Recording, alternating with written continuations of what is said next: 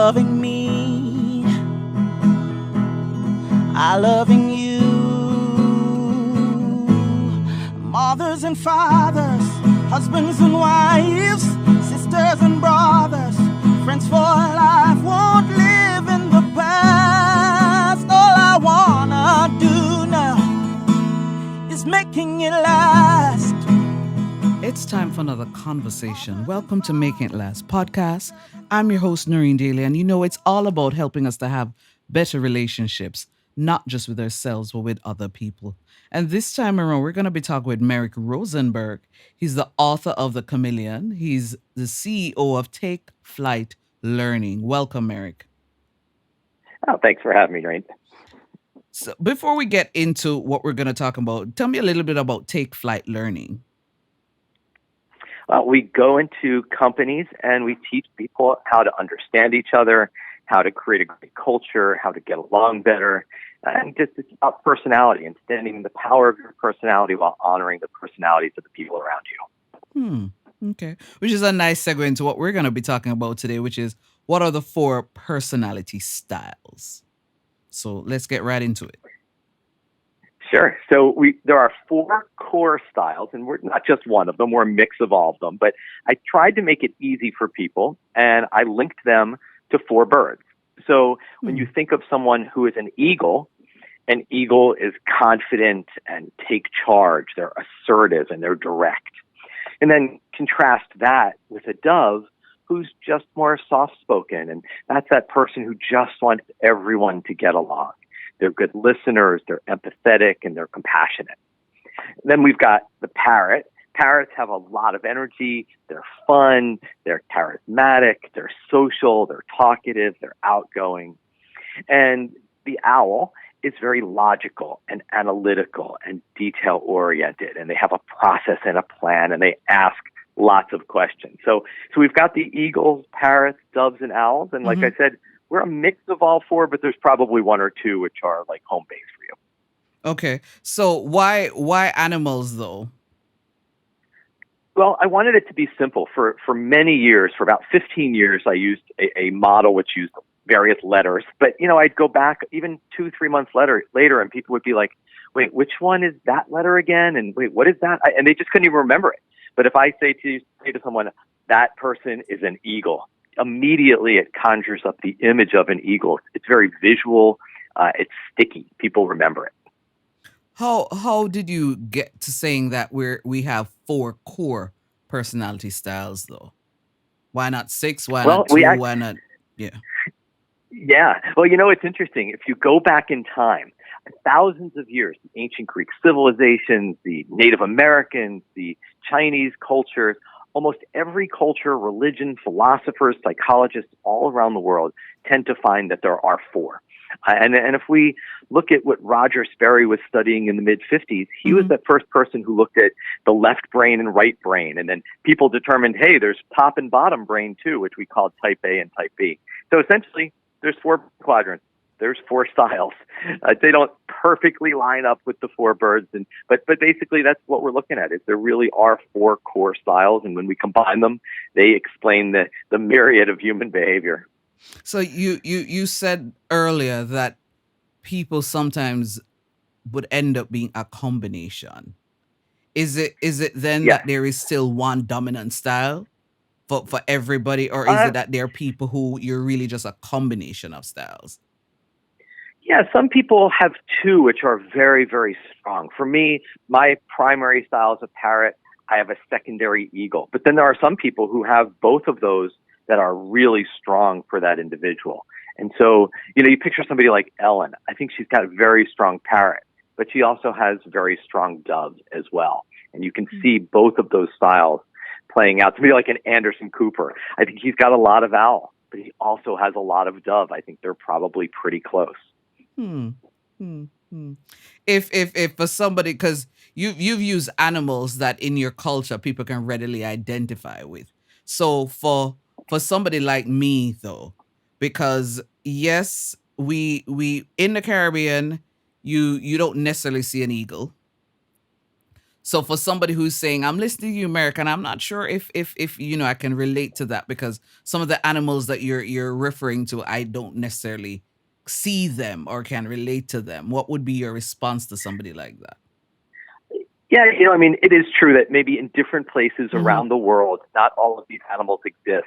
But, I think they're so universal. Like if I were to say to you, okay, talk to me about a dove, Mm-hmm. people just see that harmony. When you think about parrots, we think about them being loud.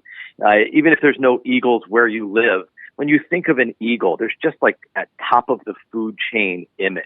I mean, every owl that's ever been drawn is pictured as wise and thoughtful and logical. So, I use them all over the world. I have about 500 certified trainers around the world who deliver training programs based on the birds, and they're in all different countries, from Australia, all throughout Europe, South America, all throughout the United States and Canada.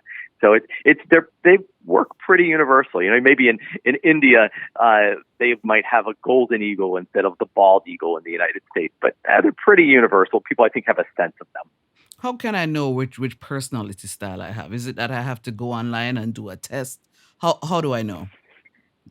Yeah, there is an assessment that people can take, but beyond that, like if I were to say to you, okay, you look at that confident eagle, that fun talking parrot, that more compassionate dove, that logical owl. If I were to say to you, if you had to pick one that's most like you, which one resonates for you? What do you think? When you're saying it, I was like, I almost feel like I'm a combination. So just summarize. Let me see if right off the bat I'll say, okay, I think this one is a dominant one. Go again. The eagle is the what? Yeah, so if you are an eagle, that's that very assertive, direct, confident, take charge. They like to be in control. The parrot, just more talkative. They're funny. They laugh a lot. They talk a lot. They're very optimistic. You've got doves who are more quiet. They're more soft-spoken. They're the person in the family who just wants everyone to get along. And then you've got the owl, just very logical and data-driven and accurate and precise and questioning. So what do you think? If you had to pick one, what do you think? Which one resonates with you? I believe I'm a bit of the eagle and the parrot, because I am Eagle assertive, and but parrot. yeah, I don't necessarily like to take charge. I can stay in the background and do what that needs to be done. I don't have to be the one in charge, even though more often than not that happens. But I think maybe the eagle be the dominant one and the parrot. Yeah, I do Sure. try to And see that's a very charismatic style. They love to create things. They tend to be very creative. They like to, in a sense, create their own world, and so they don't have to necessarily be told what to do by others. They like to be in charge and be able to make their own decisions and create their own destiny. This is interesting. But if I asked earlier if it is that you have to go online and do this, but what then would you say are maybe 2 or 3 basic characteristics of each of them? And if somebody has those characteristics, you say, yes, you are that particular personality style.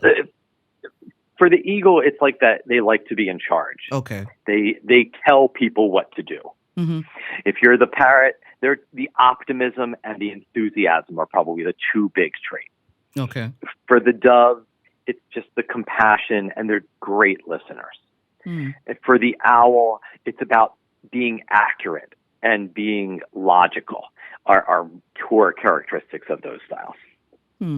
If somebody is listening to and saying, why should I really care about all of this? What would be your response to that, about even knowing what my personality style is? Well, there's 2 reasons. One, the most self-aware people who know themselves, they understand their personality, tend to be the happiest people. They tend to make the most money in their careers. They tend to have the strongest relationships because they understand who they are and they understand what they need. But it's the second piece, which is if I understand other people, then what I can make sure I do is I don't impose my personality on them. So in other words, if I'm an owl and I'm talking to a parrot eagle, as an owl, I probably want a lot of detail, a lot of facts, a lot of information. And so then what do? I give all that detail to the parrot eagle, which drives them crazy. So the challenge is that we have to make sure, instead of imposing our personality on others, what we're doing is treating others the way they need to be treated. And when you do that, you honor the people in your life. So if you want to build strong relationships, you have to understand yourself and you have to understand the people in your life. I know you've been enjoying the conversation, but we're going to take a little break and get a word from our sponsor. Are you struggling to become an effective communicator?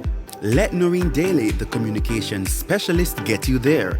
Services include communications consultancy, one-on-one coaching, public speaking and debate training, leadership and team building sessions, plus much more. Visit noreendaly.com for more info. Noreen Daly, redefining the way you communicate. Do you think having that ability or being open to that is something that comes with age?